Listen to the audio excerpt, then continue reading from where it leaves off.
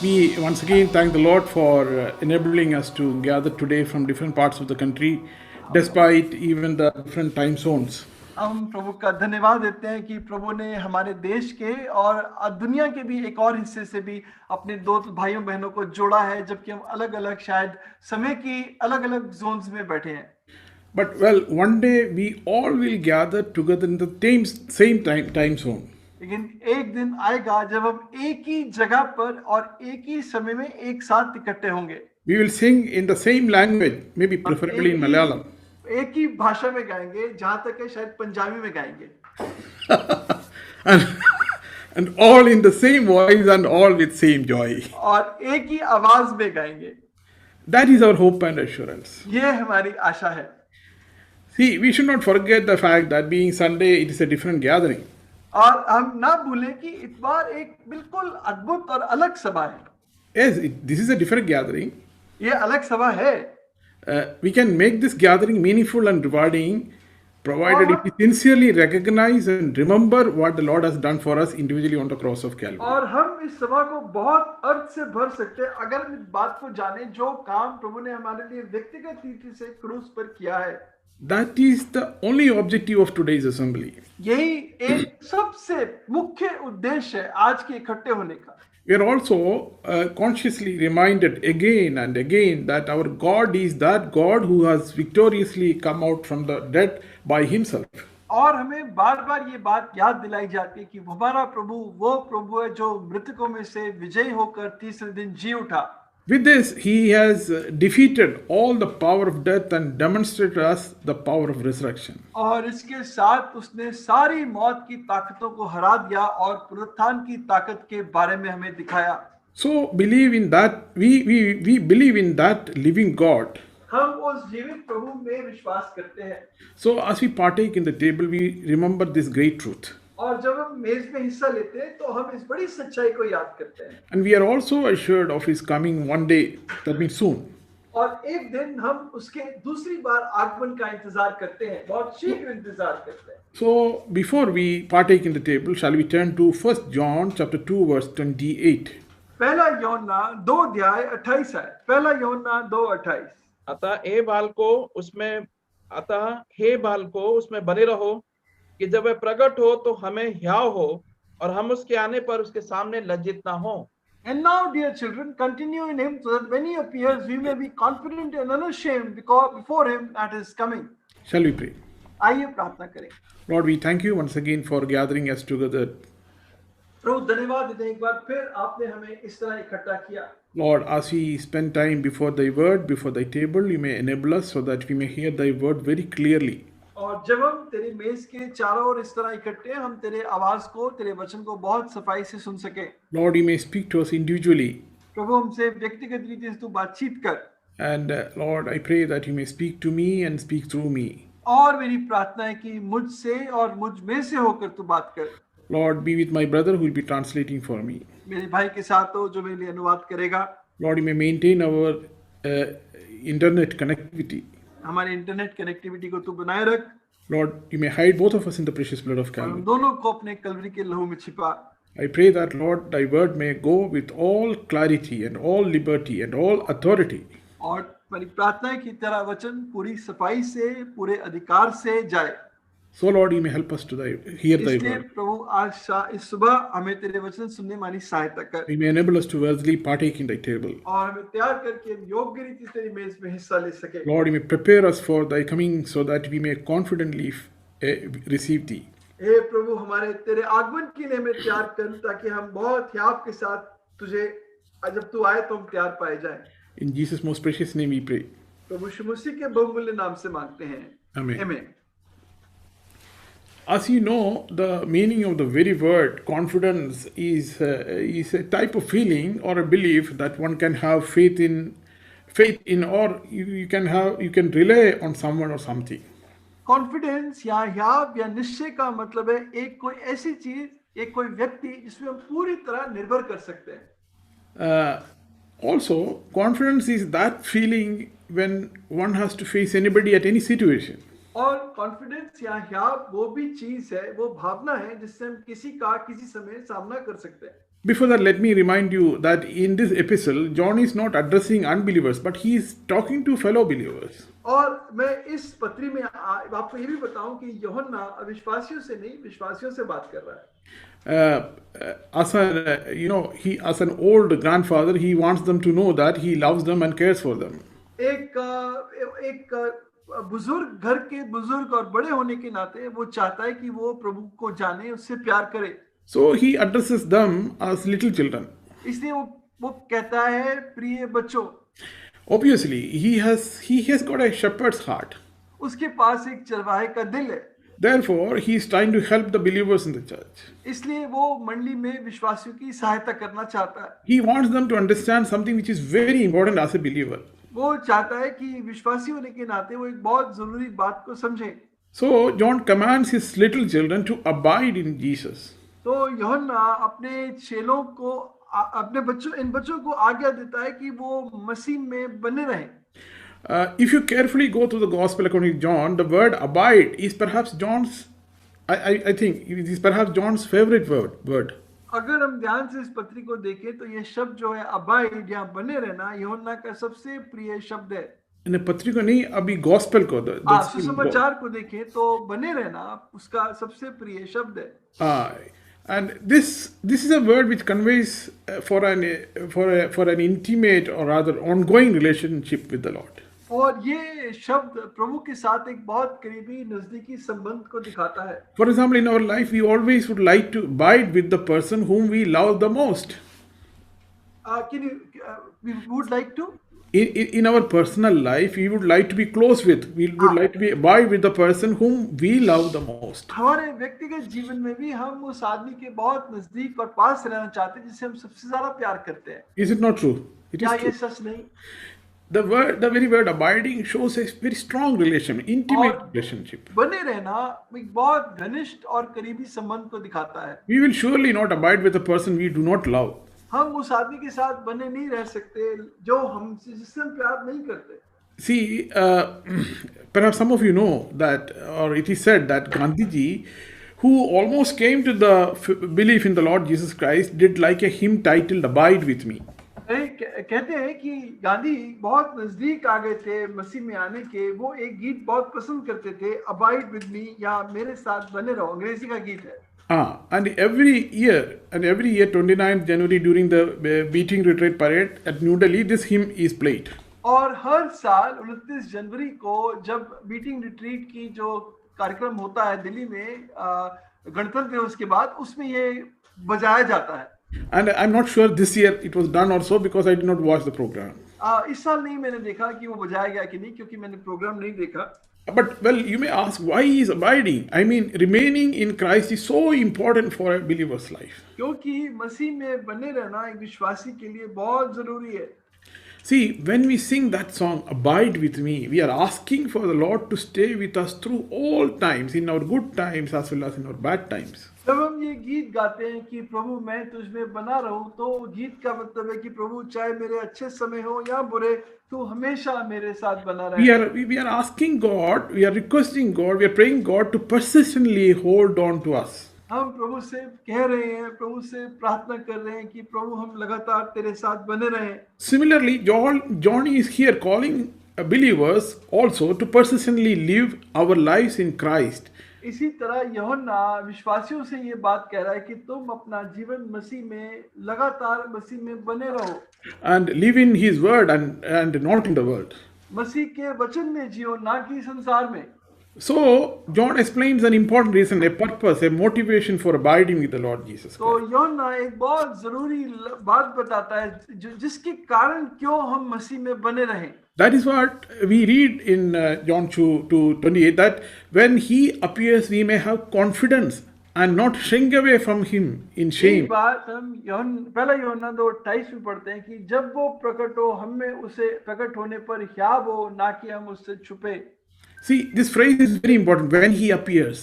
जब वो प्रकट हो, ये वाक्य बहुत जरूरी है। We should underscore this word, when He appears. हम इस बात को जाने, जब वो प्रकट हो। We must be very clear about one thing here. हम एक बात के बारे में बिल्कुल स्पष्ट हो। See, many people become cynical about Lord's coming. कई लोग प्रभु के आने के बारे में बहुत ठट्ठों में उड़ाते हैं। This uncertainty, or rather ambiguity, is not about the fact that the Lord's coming, but rather about the timing of the Lord's coming. और ये बात में कुछ अनिश्चितता नहीं है कि प्रभु आएगा कि नहीं, वो तो पक्का आएगा।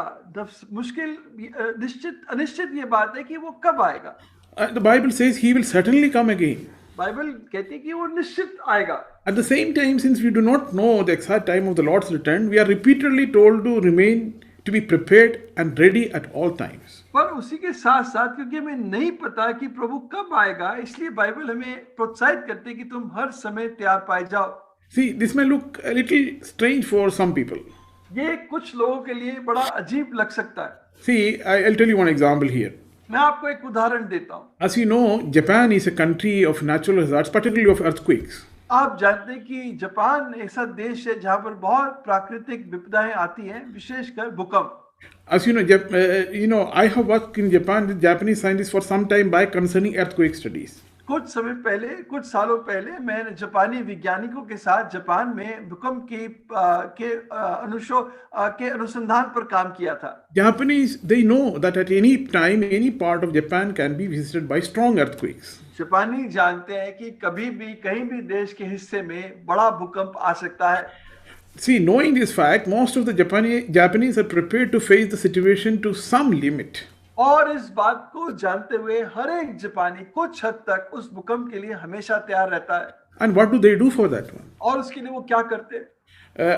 I am told, I heard this one from their own lips, that before they go to bed, they ensure that they have food kit for survival at least for 3 days.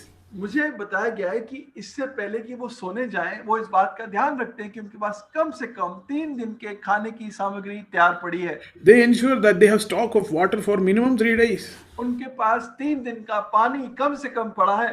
They also arrange a first aid box with emergency medicines. और वो हमेशा अपने साथ एक first aid का डब्बा जरूरी दवाइयों के साथ तैयार रखते And हैं। on a routine basis, they carry out drills to educate people in the event of an earthquake, what one has to do or how one has to behave. और लगातार और बार बार वो इस तरह की क्रिया देश भर में करते हैं ताकि लोगों को ट्रेन करके रखा जाए कि भूकंप आए तो वो क्या करे। I mean to say that they are prepared to face this eventuality at any time. यानी वो इस परिस्थिति का सामना करने के लिए हमेशा तैयार पाए जाते हैं। They know that any time an earthquake can come. वो जानते हैं कि ये भूकंप कभी भी आ सकता है। And above all, they also strictly follow the instructions of the administration and closely they abide with them. और उसी के साथ साथ जो उनको सरकार बताती है, जो कहती है करने को, उसको बिल्कुल निश्चित वो करते हैं। But strangely or interestingly, they do not know when an earthquake will visit their region. लेकिन अद्भुत बात तो ये कि वो नहीं जानते ये भूकंप कब आएगा। But they are prepared. पर वो तैयार है। Let me explain to you in a simple way. मैं आपको इस बात को साधारण से समझाता See, हूँ। if you're told in advance that some important personality or officials will be visiting your house, अगर आपको ये बताया जाए कि एक बहुत कोई जरूरी व्यक्ति आपके घर में आने वाला है, let us say in a particular day or a particular time, तो बोले अगर एक विशेष दिन विशेष समय आने वाला है, so what will be our preparation? और हमारी तैयारी क्या होगी? Surely we will be prepared to receive him as per his status and importance. और हम जरूर उसकी अहमियत को, उसकी जरूरी बात को समझेंगे। We will be waiting for him, surely. हम उसके आने के लिए तैयार पाए जाएंगे। We may be reassuring, that things are properly in order and in place. हम इस बात का ध्यान रखेंगे कि सब बातें सही तरह से सही रखी गई हैं।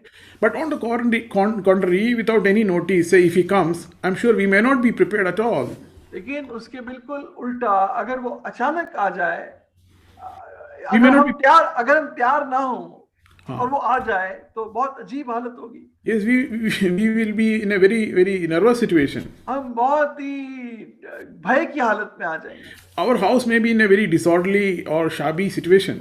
हो सकता है हमारा घर बहुत ही बुरी हालत में हो। It may not have been properly kept and clean and tidy. अच्छे से साफ ना रखा गया हो, ठीक ठाक ना किया गया हो। Quite possible we may not have adequate refreshments, tea or coffee or biscuits ready to offer. हो सकता है कि उसको देने के लिए हमारे पास बिस्कुट, चाय वगैरह कुछ प्रबंध नहीं है। We ourselves may not be wearing nice clothes when he comes. या हो सकता है कि जब वो आए तो हमने बहुत अच्छे कपड़े ना पहने हो। So we may be taken for a surprise. हम एकदम अचानक पकड़े जाएं, What a shameful situation that time. कितनी शर्मनाक बात होगी, Because we are not prepared at all. क्योंकि हम तैयार नहीं थे। So this applies here.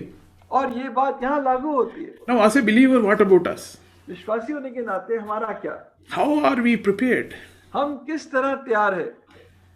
See, what is today left for us as a believer? आज हम विश्वासियों के लिए क्या बात रखी गई है? Today, what are we waiting for? आज हम किस चीज का इंतजार कर रहे हैं? Whom are we waiting for? किसका इंतजार कर रहे हैं? We are here together only for one thing. हम यहाँ पर एक ही बात के लिए हैं। We all are waiting for the Lord's हम return. प्रभु के आगमन के लिए इंतजार कर रहे हैं। One single line agenda we have. एक सीधी एजेंडा, एक काम हमारे सामने है। We eagerly wait for His coming. हम प्रभु के आगमन का बहुत बेसब्री से इंतजार कर रहे हैं। The Lord repeatedly mentioned about His own return.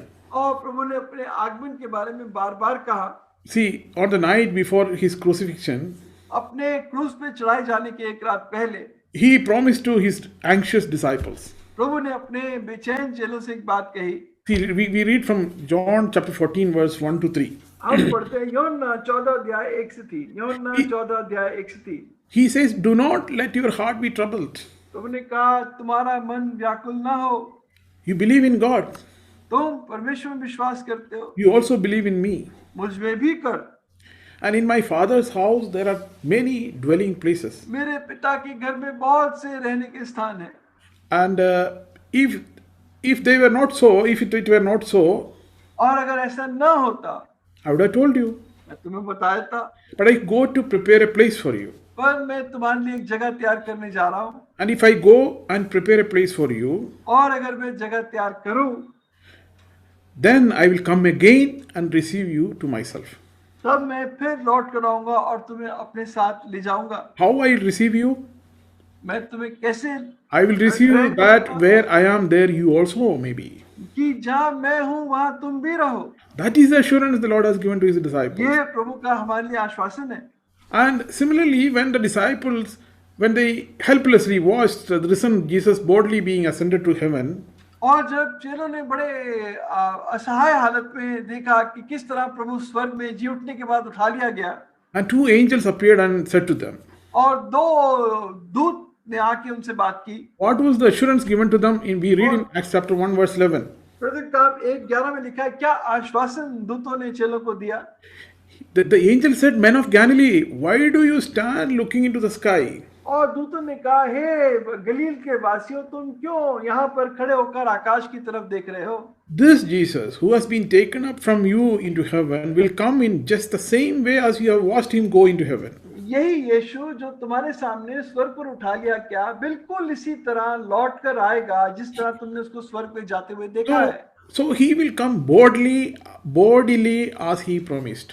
वो शारीरिक शरीर में जिसमें उठाया गया, बिल्कुल वैसे ही वो लौट कर आएगा। I tell you one thing very plainly here.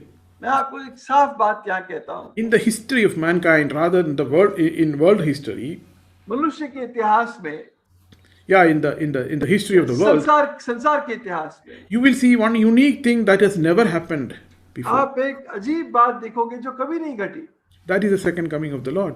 और वो है प्रभु का दूसरा आगमन। Bible says every eye shall see him, Bible कहती है हर एक आंख उसको देखेगी, and his appearance will be a glorious one, और उसका आगमन बहुत महिमित होगा, and his saints shall appear in glory with him, और उसके संत उसके साथ महिमा में प्रकट होंगे, and they shall be like him, और उसके समान होंगे, and they will see him as he is. और उसे वैसे ही देखेंगे जैसा वो है। But you know one thing very important here. इन्हें एक जरूरी बात, When the Lord comes, जब प्रभु आएगा some will be ready, कुछ तैयार होंगे some others will not be ready. और कुछ तैयार नहीं होंगे। See, John specifies that there are two possibilities when when the Lord comes. यूहन्ना कहता है कि दो संभावनाएं हैं जब प्रभु आएगा। Either you will have confidence or you will shrink away from him in shame. या तुम्हारे पास याब होगा या तुम उससे पलट जाओगे, Palat, shrink. या तुम उससे दूर हो जाओगे। We need to realize that we are all saved through the faith in the Lord Jesus Christ. हम ये बात जाने कि हम सबका उद्धार मसीह में विश्वास करने के द्वारा हुआ है। And this is a gift of God's grace. to each और one ये of us. प्रभु के अनुग्रह का वरदान है हम सब के लिए। And this cannot be taken from any truly, genuinely born again believer. और ये किसी भी उद्धार पाए हुए विश्वासी से छीना नहीं जा सकता। See, we do see little children who they depend on their parents for everything. हम देखते हैं छोटे बच्चे जो अपने माँ बाप पे हर बात के लिए निर्भर होते हैं। Their parents keep them, they take care of them, they feed them, they protect them and provide them. उनके माँ बाप उनकी देखभाल करते हैं, उनकी रक्षा करते हैं, उनके लिए हर बात का प्रयोजन करते हैं। If you're Chani, I think the sound is little less. Can you hear me? Can you hear me better now, brother? Yes, now. Okay, yeah. So I was telling about the dependency of the children to their parents. मैं बता रहा था किस तरह बच्चे अपने माँ बाप पे हर बात के लिए निर्भर करते हैं, हर बात के लिए निर्भर करते हैं। And similarly, we depend on the Lord. उसी तरह हम प्रभु पे निर्भर करते हैं। You take every need to Him in prayer, हम अपनी हर एक जरूरत को प्रभु के पास ले जाते हैं। and we go very close to Him as your loving, caring Father. और वो क्योंकि हमारा बहुत प्रेमी पिता है, हर बात को हम उसके पास ले जाते हैं। See, children are not strong in themselves. बच्चे अपने आप में मजबूत नहीं होते। So what do? तो क्या करते हैं? They run to their parents for protection. वो सुरक्षा के लिए अपने माँ बाप के पास भागते हैं। When they see something coming, say for example, when they walk in the road, when they see stray dog, they will run towards their parents.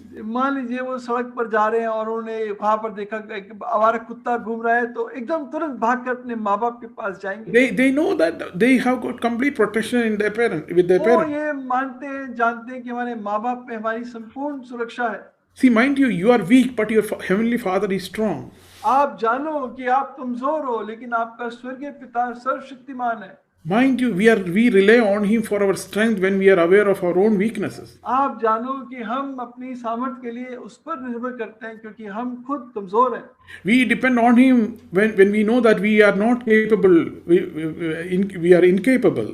हम जानते हैं, हम उस पर निर्भर करते हैं क्योंकि हम जानते हैं कि हम खुद अपने आप में योग्य हैं।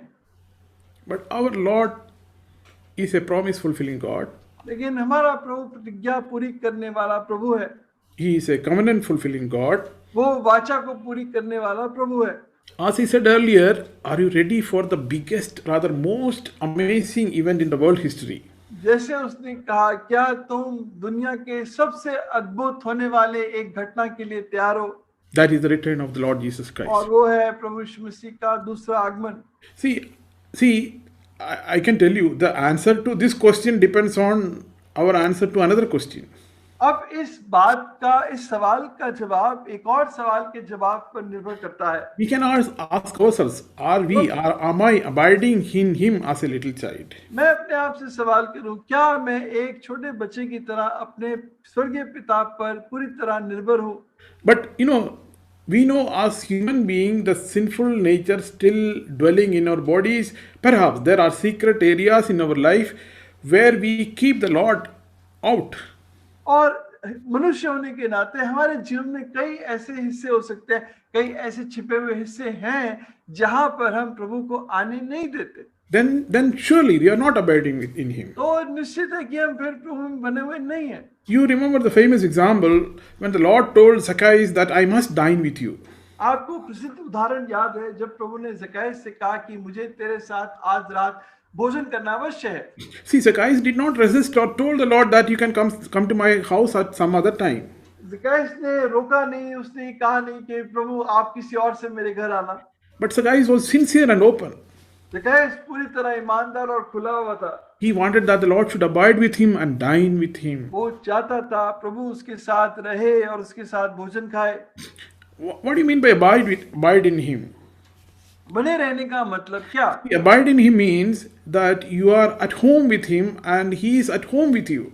उसमें बने रहने का मतलब वो पूरी तरह आप में घर जैसा महसूस करता है, आप उसमें पूरी तरह अपने घर जैसा महसूस करते हो। Exactly, अपना घर जैसा महसूस करना। Okay, we know that it is not very easy to overcome certain sinful areas in our personal life. हम जानते हैं कि हमारे व्यक्तिगत जीवन में कुछ पाप की प्रवृत्तियों पे जीत पाना कई बार बहुत मुश्किल होता है। This is a big struggle with each one of us. हम में से हर एक के साथ बहुत यत्न का काम है। We struggle with these areas every day. हम इन बातों के साथ रोज अपने जीवन में जूझते हैं। Now, you remember the other day on Friday, that Rajkumar was sharing that the Holy Spirit in a believer is quite capable of producing his fruit. अब शुक्रवार को भाई राजकुमार बांट रहा था कि पवित्र आत्मा खुद हमारे अंदर उस आत्मिक फल को पैदा करता है। The promises of God's word are to be applied in the difficult areas, difficult problems in our life. प्रभु की प्रतिज्ञाएं हमारे मुश्किल जीवन के हिस्सों में लागू करने के लिए हैं। See, therefore, what happens? The fruit of the Holy Spirit will be growing in our our character. इसका मतलब पवित्र आत्मा का फल हमारे जीवन में पनपता है। Uh, uh, See, if you ever had to go before a high-ranking official, मान लीजिए कि आपको किसी बड़े अफसर के सामने अगर जाना पड़े, you may probably feel a bit nervous. आप कुछ अपने अंदर थोड़ा बेचैन होंगे, थोड़ा हैरान होंगे, थोड़ा बेचैन होंगे। But here John says that when you go before the most important man in human history, the Lord Jesus Christ, can you have confidence? लेकिन यहाँ पर यूहन्ना कहता है, अगर तुम दुनिया के सबसे बड़े व्यक्ति प्रभु यीशु मसीह के पास जाओ, क्या तुम्हारे पास जाने के लिए हियाव है? Yes, you can stand before him knowing that your life has been characterized, changed by his faithfulness. आप उसके सामने खड़े हो सकते हो क्योंकि आप जानते हो कि उसकी विश्वासयोग्यता के कारण आपका जीवन बदल गया है। To abide in him, abide in the Lord means to rest in him. प्रभु में बने रहने का मतलब प्रभु में पूरी तरह विश्राम करना। Let me also say one thing here. मैं एक और बात आपको यहाँ पर कहता हूँ, Those who are born again are accepted. जिनका नया जन्म हुआ है वो ग्रहण कर लिए गए हैं। But not all Christians, the so-called, will be found acceptable when they stand before the Lord. लेकिन सारे जो कहलाने वाले मसीह हैं वो प्रभु के सामने ग्रहण नहीं किए जाएंगे। Carnal believers, they are not accepted. जो शारीरिक विश्वासी है वो ग्रहण योग्य नहीं है। If we maintain steady fellowship with the Lord and anticipate the Lord's coming, we will not be ashamed to meet the Lord whenever he comes. अगर आप प्रभु के साथ लगातार संगति बनाए रखो और प्रभु के लिए तैयार रहो, तो जब प्रभु आएगा आप उसके आने पर शर्मिंदा नहीं होगे। This is the basis of our relationship. ये हमारे संबंध का नींव है। This is what John addressed as he talks of the Lord's return and our meeting with him.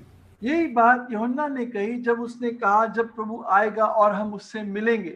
He encourages us to abide in the Lord. वो हमें इस बात के लिए हिम्मत देता है कि हम प्रभु में बने रहे। I'm sure there might be trials, there might be persecution, there must be disappointments and discouragements in मैं the life. जानता हूँ कि तकलीफें आएंगी, दुख आएंगे, पीड़ाएं आएंगी, ये सब होगा। But the word of God says that hold on. लेकिन वचन प्रभु का वचन कहता है कि लेकिन तुम बने रहो। He will take us through. वो हमें उस सारे दुखों और कलेशों में से ले जाएगा। That is the reason why he offered himself on the cross of Calvary. यही तो कारण है क्यों उसने क्रूस पर अपने आप को दे दिया, so that we may be made righteous before him. ताकि हम उसके सामने धर्मी बनाए जाएं। But are you prepared? लेकिन क्या आप तैयार हो? Let me close here. मैं यहाँ पर अंत करूंगा। Before that, shall we spend 2 minutes in silence and examine ourselves before we worthily partake in the table? 2 minute के लिए अपने आप को प्रभु की मेज के सामने जांचें, इससे पहले कि हम प्रभु की मेज में जाएं। May the Lord bless us through these words. प्रभु अपने वचनों के द्वारा हमें आशीष